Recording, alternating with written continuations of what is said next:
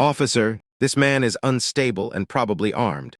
That's the first thing I hear stepping out of my truck, after driving 6 hours straight with renovation supplies in the bed in my hands, Home Depot receipts and keys to the house I just bought.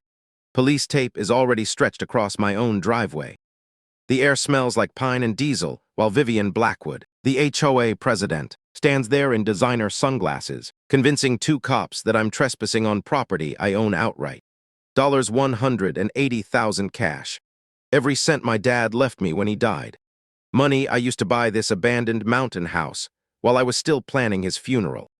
What she didn't know is that I'm an electrician who spent 30 years spotting bad wiring and even worse lies.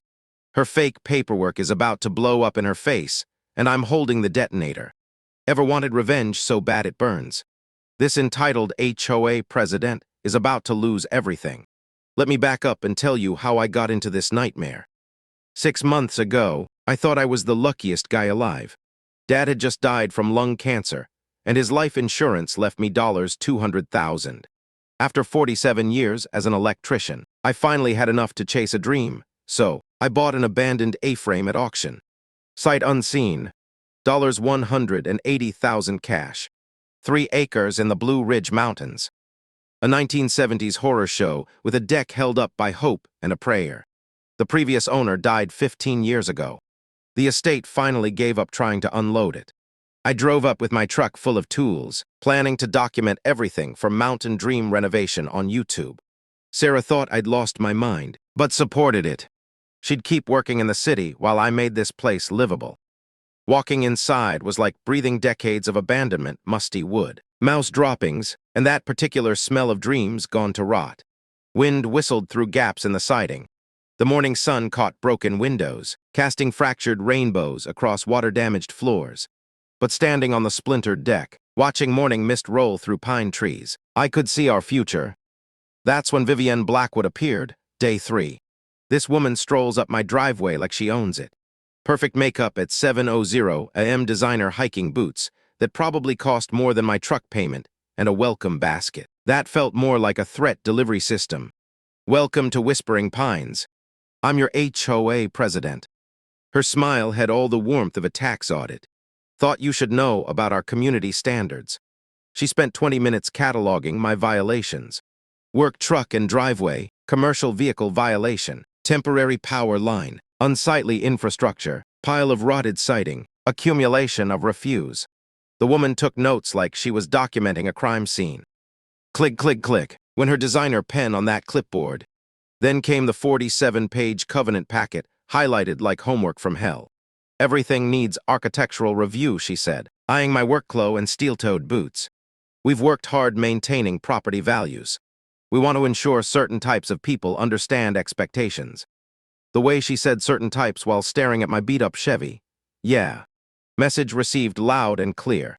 Here's what 30 years of electrical work teaches you. When someone's throwing that many red flags, the wiring's about to catch fire. But I had bigger problems, like an electrical system held together with electrical tape and wishful thinking. So, I played nice. Figured I'd pay her fees, get permits, avoid drama. Dad's estate needed settling anyway. Medical bills, house cleaning, all the bureaucracy that comes with death. I asked Pete, my neighbor, to watch the property. Retired teacher, seemed decent. Lost his wife recently. Lived alone in a cabin that smelled like coffee and loneliness. He promised weekly check-ins and regular texts. For 6 months, Pete's messages were identical. "All good here, Garrett. See you when you get back." Everything seemed fine.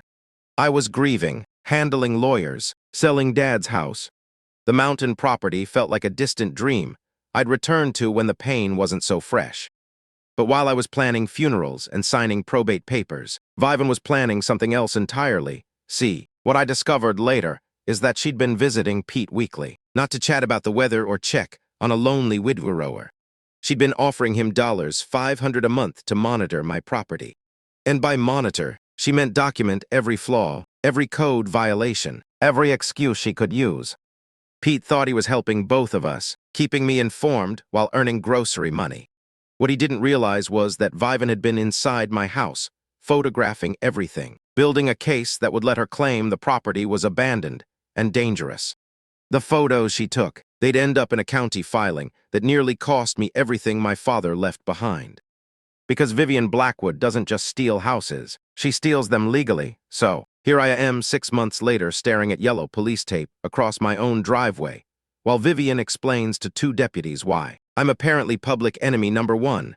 Officers, this property has been abandoned for over 90 days. She's saying, waving that damn clipboard. The morning air carries the scent of pine mixed with her expensive perfume, a combination that shouldn't exist in nature. Under state abandonment laws, we had no choice but to file for emergency abatement.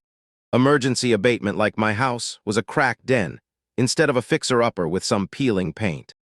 The older deputy named Tag reads Morrison shifts uncomfortably. Gravel crunches under his boots as he steps closer to examine my deed. Ma'am, if he's got the paperwork and property taxes are current. That's exactly the problem. Vivan interrupts, pulling out a manila folder thick as a small-town phone book. Look at these photos of deteriorating conditions. Broken windows, structural damage, water intrusion. We've had multiple neighbors complaining about vagrant activity.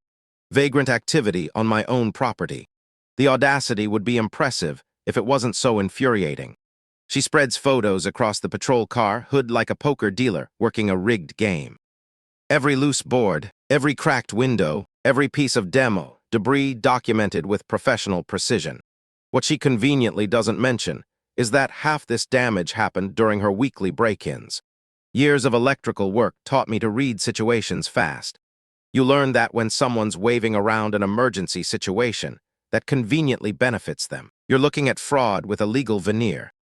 The same way a homeowner claims their wiring is totally safe right before you find aluminum wire connected to copper. Outlets with electrical tape, sir. Morrison turns to me. Documentation of ownership. I hand him the deed with shaking hands. Not from fear, from pure rage. Bought it 6 months ago, cash. Property taxes paid through 2026. Then why the apparent neglect?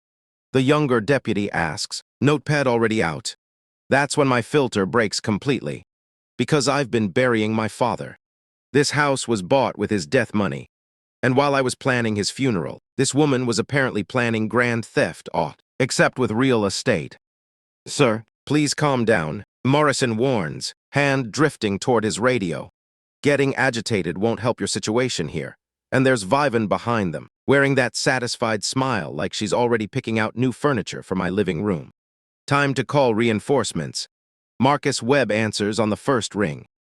God bless lawyers who work weekends and understand genuine emergencies. Emergency injunctions are the nuclear option, he explains while I pace beside my truck, boots clicking on asphalt. They require immediate judicial action, which means someone convinced a judge you pose imminent danger.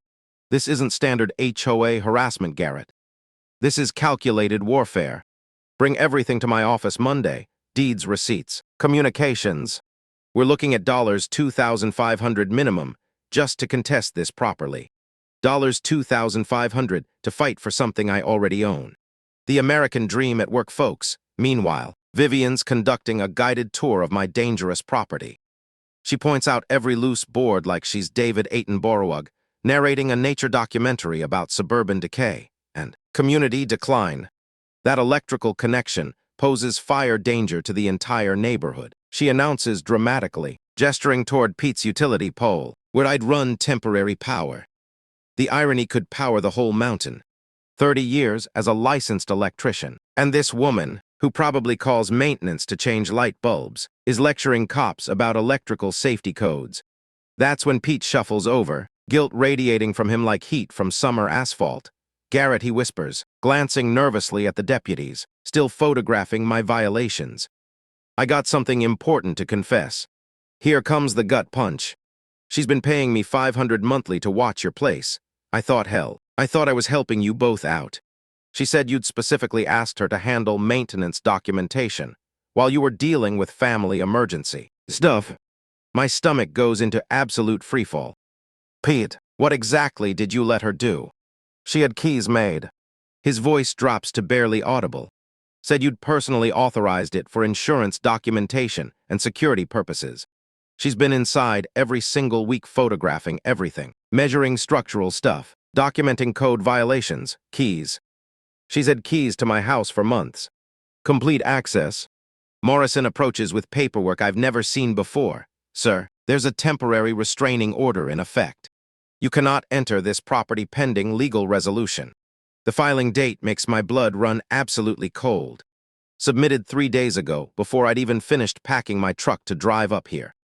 She knew exactly when I was planning to return. Officers. Vivan calls out sweetly. I should also mention that Mr. Mackenzie made threatening statements during our previous interactions. I have complete documentation. The way Morrison looks at me now, like I'm the problem instead of the victim, tells me everything about how this game is rigged from the start.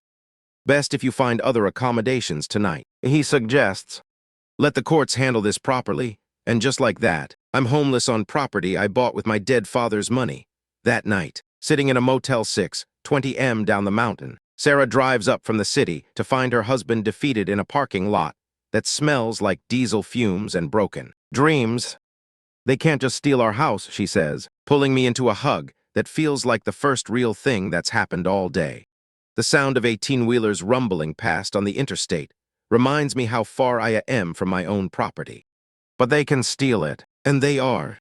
We spend the weekend in that motel room, stale coffee from a machine that sounds like it's dying, and the constant hum of the ice maker next door. Sarah's laptop balanced on a wobbly table as we dig through public records like archaeologists uncovering a crime. What we find makes my stomach turn.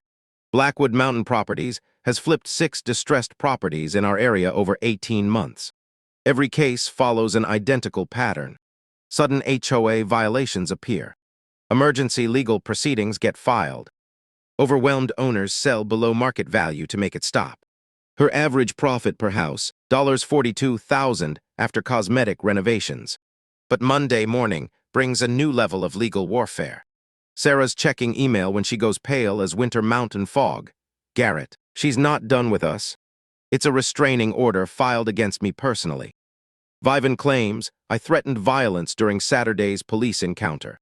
Her evidence, me raising my voice when I called her scheme grand theft. The restraining order covers 500 FT from both my property and her house. Since her place sits at the community entrance, I'm effectively banned from the entire neighborhood. This is psychological warfare, Sarah says, reading the legal language. She's claiming you said you'd make her pay, and were visibly agitated with aggressive body language. Basic human anger weaponized through the court system. Marcus Webb's office smells like leather chairs and expensive frustration. When we meet Tuesday, he spreads our documents across mahogany that probably costs more than my truck. Restraining order abuse is textbook property dispute strategy, he explains, adjusting reading glasses. Classic catch-22. Fight it and you look threatening. Don't fight it and you can't defend your property. Meanwhile, that 30-day demolition clock keeps running. Years of troubleshooting electrical problems taught me that when a system keeps shorting out, you don't just replace fuses, you find the source of the overload. Vivan's legal attacks felt coordinated, which meant she had inside help. Cost to fight both the restraining order and the property seizure. I ask $8,000 minimum, $12,000 if this goes to trial. Money I burned through Dad's inheritance just to keep what's already mine. But while Marcus talks legal strategy, I'm thinking like an electrician. When circuits fail, it's usually because of bad connections, so I start mapping Vivan's connections. Her Facebook page is a prosecutor's dream she was too arrogant to secure. Posts about maintaining neighborhood standards and protecting property values from unsuitable residents. Photos from the county commissioner's fundraiser, where she's writing checks and shaking hands with local officials. Then I find the golf tournament album. Vivan raising a champagne glass with the building inspector who condemned my house, plus a sheriff's deputy who looks suspiciously like Morrison. The good old boys network captured in high-defin stupidity. Sarah discovers something equally damning in property records. The Hendersons down the road. $800 fine for unauthorized garden modifications. What modifications? 3 garden gnomes. Been there 15 years. I drive to their place, carefully staying 600 FT from Vivan's house. Frank Henderson answers, looking like a man who's been through a legal wood chipper. You're the A-frame fellow, he says. Welcome to the Vivan Blackwood experience. His wife Doris appears, coffee mug in hand and murder in her eyes.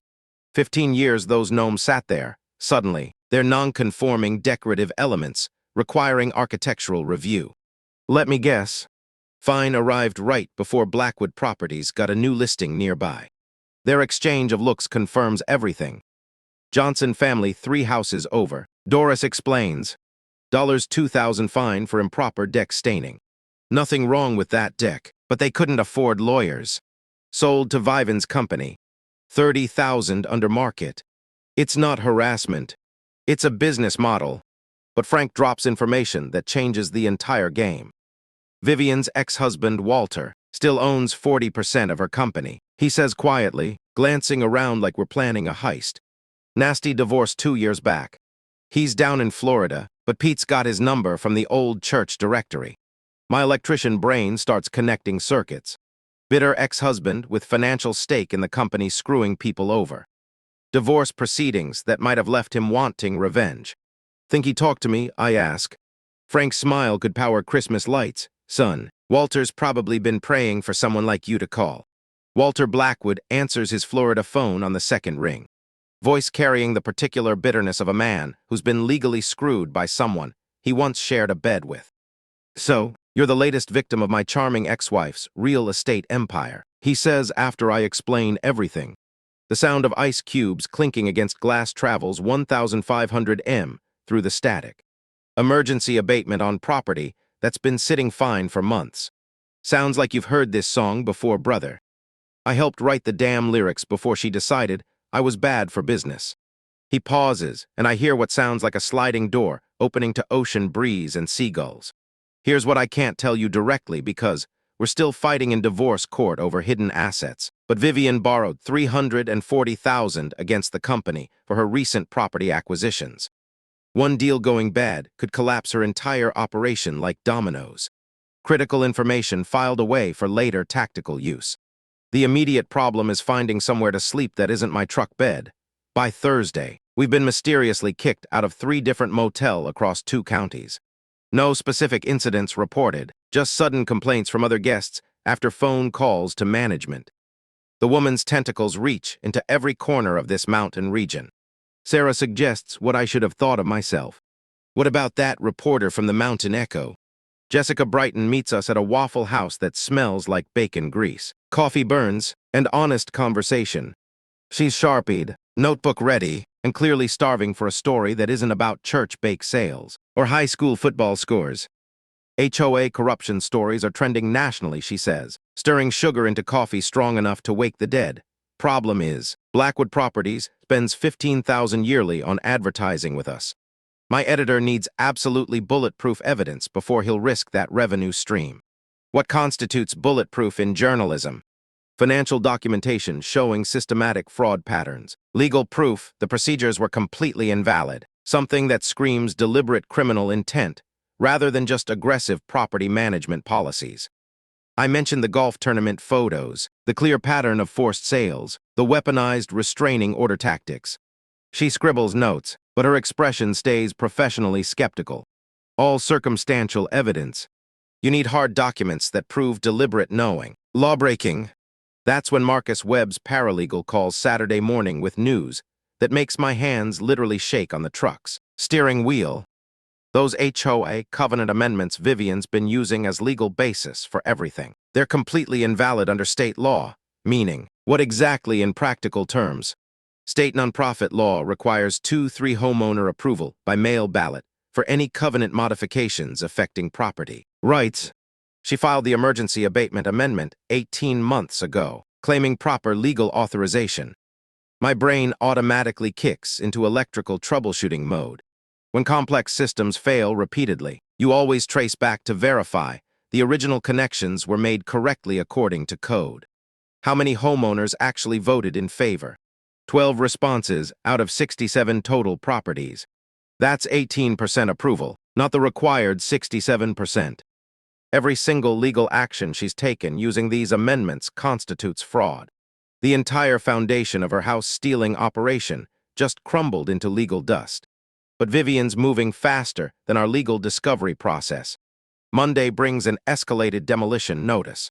72 emergency hours instead of 30 standard days, claiming imminent structural collapse discovered during emergency engineering inspection. The inspection was conducted by her brother's construction company. Naturally, keeping it all in the family. She's systematically destroying evidence, Marcus explains during our truck cab conference call. Once that house becomes rubble, you lose everything. And she buries any proof of procedural violations under tons of debris. Tuesday morning, I watch through binoculars from a Shell station as heavy construction equipment rolls up my driveway. Bulldozer, excavator, enough industrial machinery to erase my father's investment in half a day. The diesel exhaust mingles with crisp mountain air, like industrial perfume announcing destruction. That's when Jessica calls with information that completely transforms everything we thought we understood. County political records show a systematic pattern of financial donations. She says, excitement crackling through the phone connection. Viven's not just buying newspaper ads. She's been systematically purchasing local government officials. The building inspector who condemned your property, she pays his country club membership annually. Morrison, the deputy who served your restraining order, his daughter got a $5,000 scholarship from Vivian's Community Improvement Foundation. This isn't simple HOA abuse anymore. It's systematic institutional corruption. Gets even better, Jessica continues breathlessly. I found 3 other families with virtually identical stories. Same emergency procedures, same forced sales, same below-market purchases by Blackwood Properties. Combined financial losses, $600,000 over 18 months, $600,000 stolen through legal manipulation. That's federal RICO racketeering territory. Can you get camera equipment to my property this afternoon? Why the sudden rush? I watched the excavator positioning itself next to my father's house. The retirement dream he never lived to see completed. The sound of diesel engines carries across the valley like mechanical thunder announcing war. Because that demolition crew isn't there to tear down a dangerous building. They're there to destroy evidence of the biggest real estate fraud this mountain's ever seen. Friday night, Jessica Brighton calls with a discovery that turns everything upside down. I've been digging through financial records all week, she says, papers rustling like autumn leaves in the background. Your HOA president isn't just greedy. She's desperate. Sarah and I are parked outside a 24-hour diner, living on truck stop coffee and pure stubbornness. The fluorescent lights cast everything in that sickly yellow glow that makes even hope look jaundiced. How desperate? Blackwood Mountain Properties owes $340,000 to a private lender in Atlanta. Loan shark rates, balloon payment due in 6 weeks. She's $200,000 short. The math hits me like touching a live wire. My renovated property would appraise at exactly $280,000. She doesn't just want my house, she needs it to avoid bankruptcy.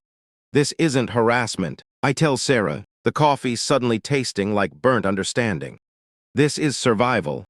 Walter's Sunday night call provides the missing piece. His voice carries the satisfaction of a man about to settle old scores. Been thinking about our conversation, he says. Ice clinking against glass in that familiar rhythm. During our divorce, I discovered Vivian's been running a shell game with assets, properties bought under fake company names, hidden bank accounts. She's been stealing from me for 2 years. He emails financial records showing her company was stable until the borrowing spree started. Each house theft funded the previous loan while setting up the next desperate acquisition. A real estate Ponzi scheme disguised as community improvement.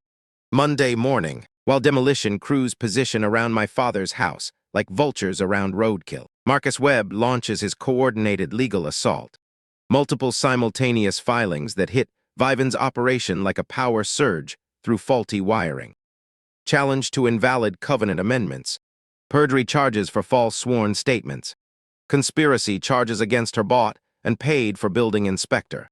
Emergency federal restraining order against demolition. But the smoking gun comes from Pete's granddaughter. College kid with computer skills and a grudge against bullies. Recovered deleted social media posts, she tells me Tuesday. Excitement crackling through the phone. Screenshots of everything she thought was erased. The evidence makes my hands shake. Viven bragging about cleaning up undesirable elements, celebrating each forced sale like war victories. Comments specifically targeting people who don't understand mountain values and certain types who don't belong here. She documented her own discrimination in digital ink. Wednesday brings Jessica's bombshell. The State Bureau of Investigation has been quietly building corruption cases across multiple mountain counties. Our situation fits a pattern they've been tracking for months: HOA abuse, systematic targeting of newcomers and elderly residents, coordinated property theft. The FBI agent explains, "You're not victims. You're witnesses to organized crime." Thursday afternoon, Walter drops his legal nuclear weapon from 1,500 miles away. His divorce attorney files emergency motions to freeze all Viven's business assets, claiming hidden income and illegal property transfers. The freeze hits immediately. No property sales, no account access, no balloon payment possible. Her empire just got padlocked by ex-husband revenge. Friday morning, the building inspector breaks like a man who can't sleep anymore. Calls Marcus directly, confessing to the corrupt relationship and offering testimony about promised renovation contracts on flipped properties. "She guaranteed me work on every house she stole," he admits, voice shaking with either fear or conscience. "Said we'd split the profits 50-50 after renovations." Standing in that diner parking lot, watching early morning mist roll off mountains where my father's dream house sits threatened by heavy machinery, I finally understand what we're really fighting. This isn't about HOA rules or property disputes. It's about a woman so desperate to avoid financial ruin that she'll steal houses from grieving sons and elderly neighbors, using corruption and discrimination as tools. But desperate people make desperate mistakes, and Vivian Blackwood just made the mistake that's going to cost her everything. Saturday morning, Marcus Webb's office smells like fresh photocopies and righteous anger. Evidence spreads across his mahogany desk like pieces of an electrical schematic I'm finally learning to read. Rain drums against windows, while Sarah organizes documents into attack formations. 3 piles: legal ammunition, financial evidence, criminal proof. Each stack represents another way to destroy the woman trying to steal my father's legacy. Multiple pressure points, Marcus explains, sketching connection lines between folders: legal, financial, criminal, public relations. We hit her from directions she can't see coming. The legal trap starts simple: expose her invalid covenant amendments in open court. Once those get declared fraudulent, every action she's taken transforms from civil dispute to criminal conspiracy. Prison time, not property settlements. Sarah coordinates media strategy with Jessica Brighton. The story practically writes itself. Mountain corruption meets systematic discrimination, complete with smoking guns, social media posts, and financial records. Visual evidence sells stories, Jessica explains during Tuesday's War Council. Her notebook filling with tactical details, hidden camera footage of her coaching, that inspector, or recordings of discriminatory statements. The inspectors already agreed to wear a wire for immunity. Marcus offers, adjusting his glasses.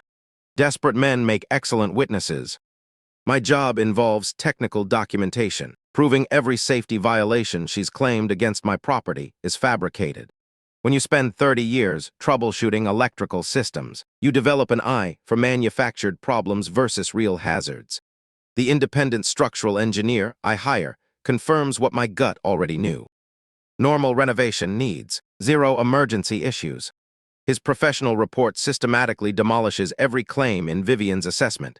Meanwhile, Walter's forensic accountant discovers financial crimes that go beyond hidden assets. Viven's been treating HOA community funds like her personal checking account, borrowing homeowner money to fund property acquisitions, repaying with profits from forced sales. Embezzlement of association funds, the accountant explains via crackling conference call. That's felony territory, plus civil liability to every homeowner she's stolen from. But our secret weapon emerges from community organizing. Frank and Doris Henderson's Concerned Neighbors group explodes from 12 founding members to 34 witnesses in 72 hours. Turns out half our mountain community has been terrorized by Viven's violations, but feared speaking up alone. The stories pour out like confessions at a revival meeting. Elderly Mrs. Patterson, hit with a $1,000 landscaping compliance fin 2 days before her husband's funeral. The Kowalski family targeted for excessive noise violations, after their autistic son played outside too enthusiastically. Vietnam veteran Jim Torres fined for flying his American flag at non-regulation height. Every case follows identical patterns: sudden violations, escalating pressure, financial desperation, forced compliance or sale. Wednesday night, we synchronize our attack like electricians wiring a complex panel. Every connection must happen in perfect sequence or the system shorts out. Thursday morning, criminal complaints filed simultaneously with Sheriff's Department and District Attorney alleging perjury and conspiracy. Thursday afternoon, federal civil rights complaints submitted claiming housing discrimination under color of law. Friday, media blitz featuring affected families, plus public release of Vivian's deleted social media confessions. Saturday, public confrontation at community meeting, cameras rolling, SBI agents documenting witness statements. The contingency planning covers every escape route. Accelerated demolition, federal injunctions ready, attempted property sales despite asset freeze. Walter's attorney can expand court orders instantly. Flight from jurisdiction, FBI involvement due to federal civil rights violations.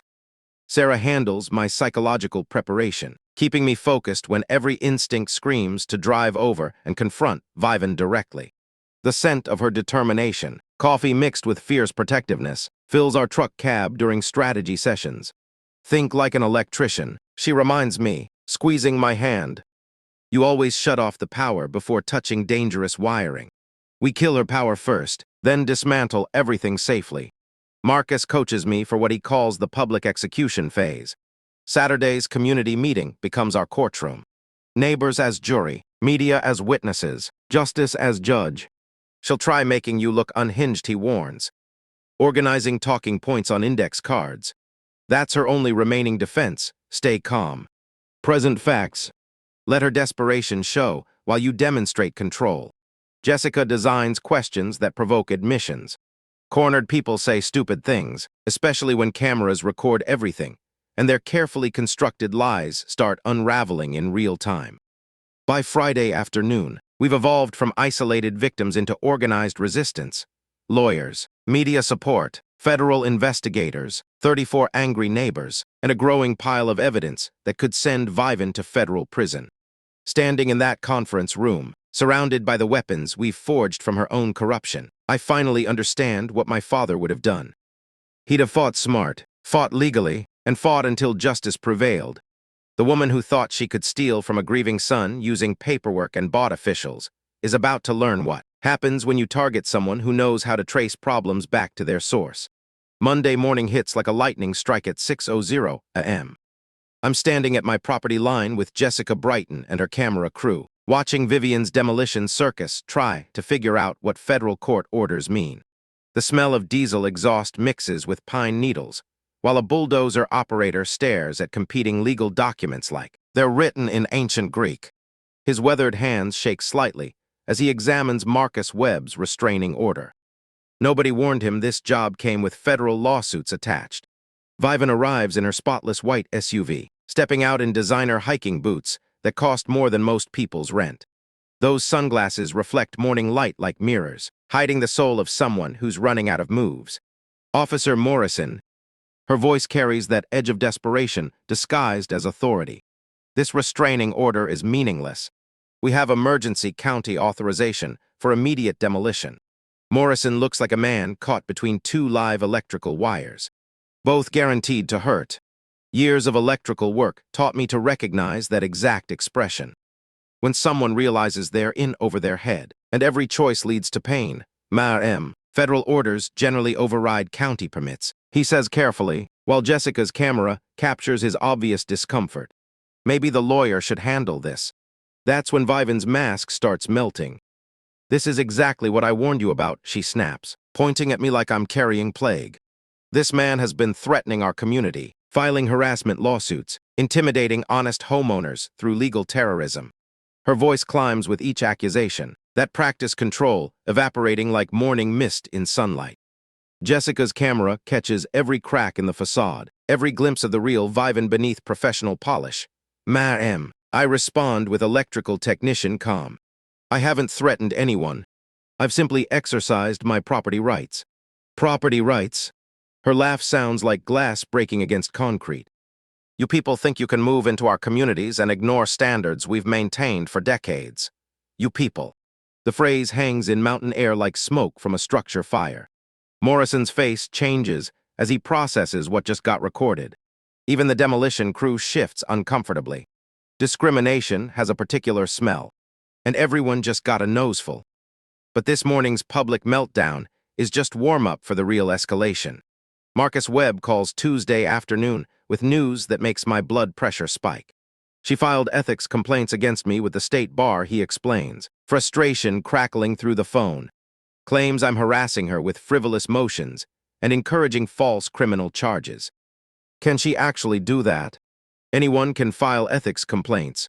They're rarely successful without evidence of misconduct, but they tie up lawyers and investigation hell for months. She's trying to bankrupt us through process alone. Simultaneously, a $100,000 defamation lawsuit lands on my doorstep. Vivan claims my malicious public statements and media appearances have destroyed her reputation and business prospects. The woman who's been systematically defaming property owners is suing me for exposing her systematic defamation. The irony could power Christmas lights. Wednesday's emergency community meeting reveals exactly how cornered she's become. 52 neighbors pack a community center that smells like decades of potluck dinners and folding chair frustration. More victims emerge like survivors after a disaster. The Henderson's garden gnome story was just the beginning. Elderly Mrs. Brighton forced to sell after septic violations requiring immediate $15,000 repairs. Teacher Rebecca Kowalski fined $3,000 for parking on her own grass during family graduation. Disabled veteran Mike Torres threatened with legal action because his service dog allegedly barked excessively. But the real bombshell comes from an unexpected source. The county building inspector, who's been living with guilt-driven insomnia for weeks. I need to clear my conscience, Ray Patterson announces, standing up with hands that shake like autumn leaves. What we did to these people wasn't legal inspections. It was coordinated fraud. The room goes cemetery quiet except for Jessica's camera motor and the sound of 40-plus people holding their breath. Vivan didn't just pay for my golf membership. Patterson continues, sweat beading on his forehead despite cool mountain air. She promised renovation contracts on every property we condemned. 50-50 split on profits after forced sales. His confession includes details that transform everything: pre-written violation reports, manufactured safety hazards, coordinated timing with her property acquisition loans. But Pete's follow-up testimony delivers the kill shot, rising from his chair like a man finally ready to confess mortal sins. He provides evidence that even I didn't expect. She didn't just document problems at Garrett's place, Pete says, voice steady now with determination. She created them. I watched her break windows she later photographed as security hazards. Saw her disconnect electrical lines to justify code violations. She damaged that siding herself to support structural deterioration claims. The room erupts in angry murmurs. Jessica's camera captures faces twisted with outrage. Neighbors realizing they've been living under systematic criminal conspiracy, disguised as community standards. She wasn't inspecting properties, Pete concludes, looking directly at Vivan's empty chair where she should have been sitting. She was manufacturing evidence to steal houses from good people. Evidence fabrication, criminal conspiracy, systematic fraud under color of authority. We just graduated from civil dispute to federal racketeering case. Thursday morning brings Vivan's final desperate play, and it's uglier than anything I expected from someone who calls herself a community leader. The smell of fresh coffee and determination fills Marcus Webb's office as we review overnight developments. Sarah sits beside me, her jaw set with the kind of anger that comes from watching someone try to destroy everything your family worked for. She's not going quietly, Marcus warns, spreading new legal documents across his desk like evidence of war crimes.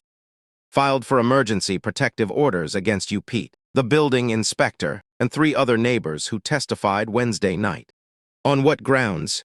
Claims you're all part of an organized harassment campaign designed to intimidate and silence her. Says she's received death threats from anonymous callers and feels genuinely unsafe in her own community. The audacity could power the entire mountain. The woman who's been systematically terrorizing neighbors for 2 years is now claiming she's the victim of terrorism. But Viven's not stopping at legal paperwork. Thursday afternoon, Jessica Brighton calls with news that makes my hands clench around my truck's steering wheel. She's offering bribes, Jessica reports, barely controlled excitement in her voice. My editor got a call this morning from someone representing Blackwood Properties. $20,000 to kill the corruption story, plus an exclusive advertising contract worth $50,000 annually. Your editor taking it. He hung up and called the State Bureau of Investigation immediately. Attempted bribery of media outlets to suppress criminal investigations. That's federal territory. Meanwhile, Viven's trying to pressure individual witnesses into changing their testimony. Mrs. Patterson receives an anonymous letter claiming her late husband's military pension could be reviewed if she continues supporting false allegations against respected community leaders. Mike Torres, the disabled veteran, finds his mailbox stuffed with information about consequences of filing false police reports and legal penalties for perjury in federal cases. Rebecca Kowalski, the teacher, gets a call at her school suggesting that certain employment backgrounds might not be suitable for family-oriented educational environments. Each threat follows the same pattern, anonymous, but specific, designed to terrify without leaving fingerprints. Classic intimidation tactics from someone who spent years perfecting psychological warfare against property owners. But Friday brings the escalation that finally pushes federal authorities from interested observers to active participants. The FBI field office in Atlanta receives reports of witness intimidation in an ongoing civil rights investigation. Agent Sandra Walsh calls Marcus Webb directly. Mr. Patterson, the building inspector, contacted us about pressure to recant his testimony. Someone's been calling his house at all hours, claiming to represent concerned citizens who know where his grandchildren attend school. Child threats. She's threatening children to cover up real estate fraud. We're treating this as an active criminal investigation. Now, Agent Walsh continues, conspiracy to violate civil rights under color of law, plus witness intimidation in a federal case. Your client needs to be very careful about his safety. That weekend, I installed security cameras around Pete's cabin and my truck. 30 years of electrical work included plenty of security system installations. I know how to wire surveillance that catches everything. Saturday night proves my paranoia justified. Motion sensors trigger at 2:47 a.m. as someone prowls around Pete's property, attempting to disable his outdoor lighting. My infrared cameras capture clear footage of a figure in dark clothing, systematically cutting electrical connections to landscape lights. The same electrical connections Pete testified about Viven damaging at my property.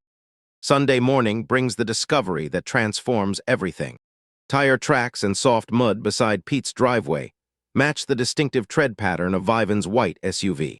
She's not hiring accomplices for her intimidation campaign. She's conducting it personally. This gives us everything, Marcus explains during our emergency meeting Sunday afternoon.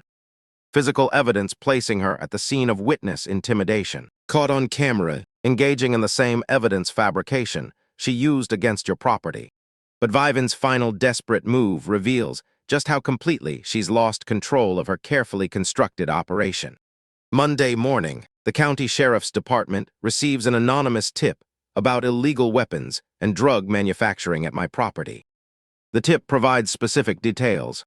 Times when I'm allegedly not present, locations of supposed hidden contraband, even serial numbers for weapons I've never owned. It's elaborate enough to trigger a search warrant, detailed enough to seem credible, and desperate enough to prove she's willing to fabricate federal crimes to frame me for anything that might discredit my testimony.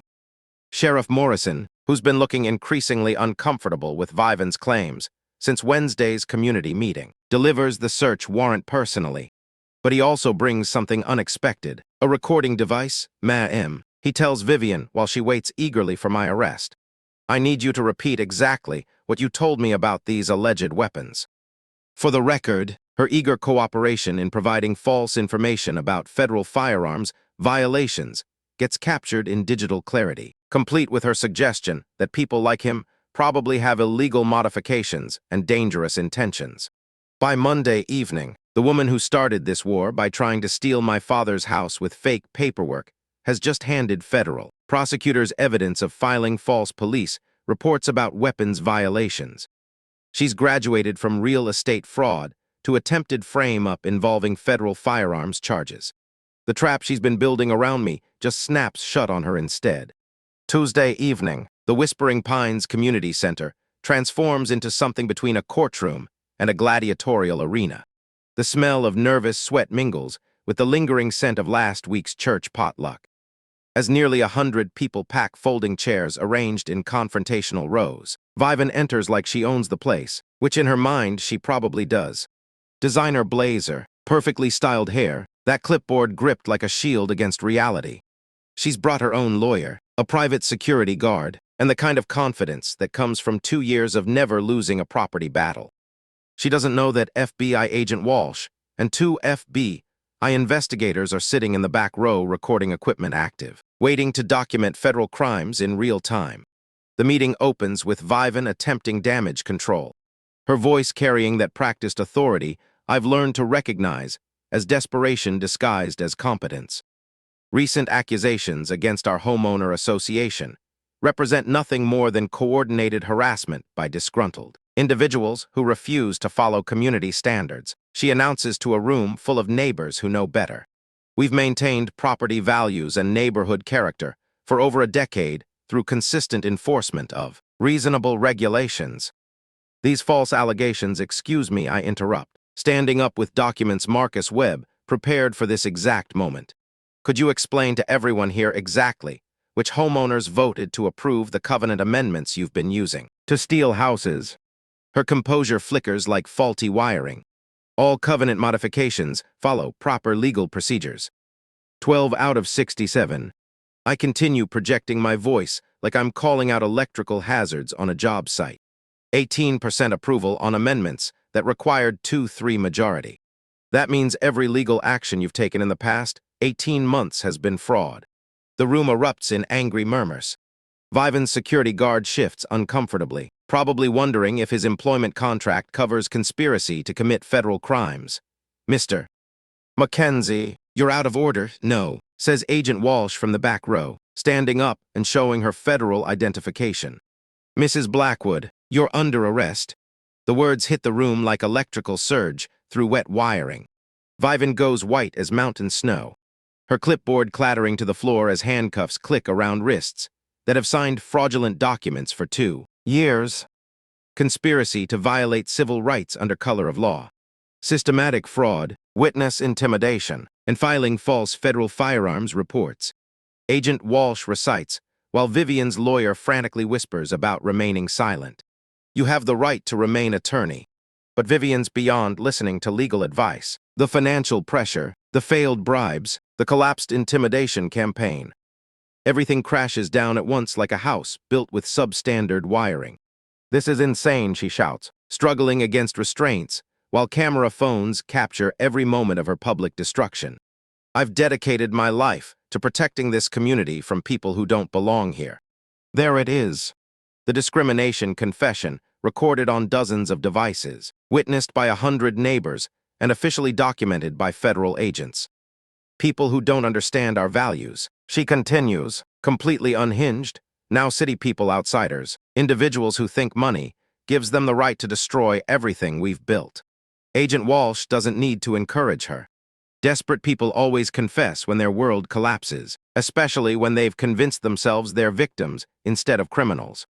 You want to know the truth? Vivan screams at the crowd of neighbors she's terrorized for years. Half of you shouldn't be living here anyway. This community was perfect before we started letting anyone with cash buy property. The room goes silent, except for the sound of phones recording and Agent Walsh's partner taking detailed notes. Even her own lawyer has stopped trying to shut her up.